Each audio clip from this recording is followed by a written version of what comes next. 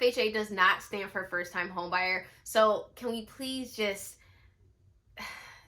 dead that? I'm going to get into all the juicy details about what is an FHA, how do you qualify for it, what's so good about it, what's so bad about it, how does the FHA work with offers, do people discriminate against offers? Ooh, that's kind of a little touchy subject, but I'm going to touch on all these things. You're not going to want to miss this, so sit back. What's up, guys? It's April Samuels, your favorite mortgage lender, and I'm here based in New Jersey. However, I am lending nationwide.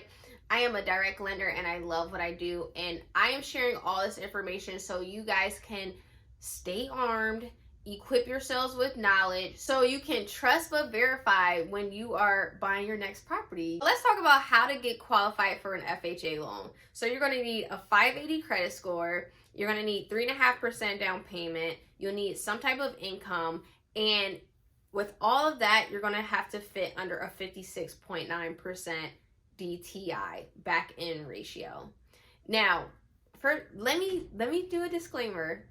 The guidelines and the requirements that I'm speaking on in this video is what I use. These are required by where I work at Cornerstone First Mortgage. Every lender is different, so I'm saying this because some people are like, oh, FHA, you need a 620 credit score. No. FHA requires 580. We use 580. The other lender up the street, they may use 620. I don't know. In that credit score, I want to talk about collection items. I don't encourage collections. However, you can have collection items. It does not benefit you to pay collections. The damage is already done. With that said, it does not benefit you to dispute collections because we cannot do your loan with disputes. If you have collection items that total more than $2,000, we have to account for 5% of that in your DTI. And then for your medical collections, we absolutely do not look at those at all. So do not be discouraged if you have a couple collection items on your report. Another item that can be on your credit report is a bankruptcy. If your bankruptcy was discharged 2 years ago, you can get an FHA loan. If you have a foreclosure on your credit report and it's been 3 years since that foreclosure, you can get an FHA loan. Now, a lot of times when I ask people, I say, hey, what kind of debt do you carry? And they'll say their car loan, they'll say a credit card, but they never say their student loan debt. We absolutely have to account for your student loan debt. Now, for the FHA loan, we will take the total amount of student loans times 0.5% and include that in your DTI. So let's move on to the cash that's required.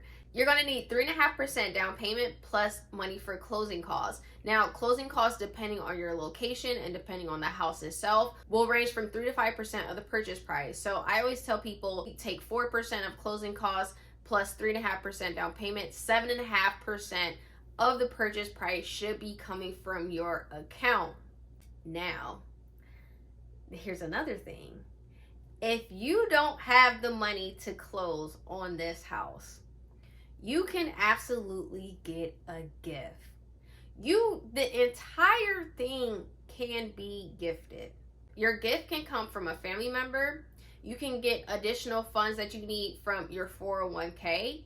You can always do a loan from your 401k, my corporate people out there. My entrepreneurs out there, if you have a solo 401k, you can do a loan from that as well. And as you guys know, the loans from the 401ks won't penalize you. In addition to that, you can always ask the seller for up to 6% of the purchase price. You can use that money to help yourself at the closing table as well. Let's move on to income. Now, you will need 2 years of income. This is so often misunderstood by everyone, by realtors, by lenders, by everyone. It does not say 2 years at the same employer. It does not say 2 years in the same industry. It does not say 2 years and you can't have a baby.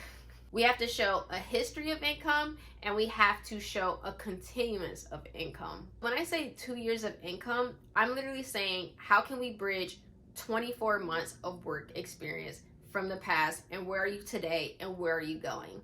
So for example, let's say you were laid off during the pandemic, so you didn't work a couple months. Then you came back to work. Then you had a baby. Then you came back to work.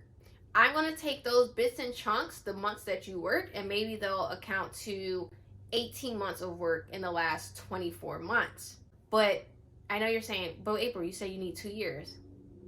And then I'll go back and say, where were you working before the last 2 years? And I'll take a chunk of that and add it to the 18 months of work experience in the last 2 years to bridge together a total of 24 months of work experience. For your 2 years of income, we will use 2 years of W-2s and last 30 days of pay stubs.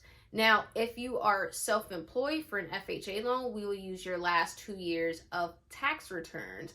And those tax returns can either be a Schedule C, or maybe if you have an S Corp, we'll use the 1120. Our next step will be, hey, what kind of DTI does this person have? As long as you fit within the guidelines, you are good to go. Now let's talk about the mortgage payment under an FHA loan. So FHA rates are lower than conventional rates. Why? Because FHA loans are for riskier people, but is deemed less risky because it's backed by the Federal Housing Administration. Now, this can really benefit some home buyers because the higher the purchase price, let's say a 0.5 difference in a rate between the FHA and conventional can translate to maybe $400 or $500. That can be a lot for someone. So they may opt for an FHA loan. Now, the one thing I don't like about the FHA loan is the mandated mortgage insurance premium, because it's usually higher than the mortgage insurance on a conventional loan. Now, the mortgage insurance is there to protect the bank because you're putting less than 20% down payment. So for example, on a $400,000 purchase price, let's say you did the 3.5% down payment FHA, that is going to translate into a mortgage insurance premium of around $275 per month. So could that be cheaper on a conventional loan? Yes, but at the same time, could an FHA rate be lower than a conventional loan? Yes. So this is something that you want to review with your lender in detail.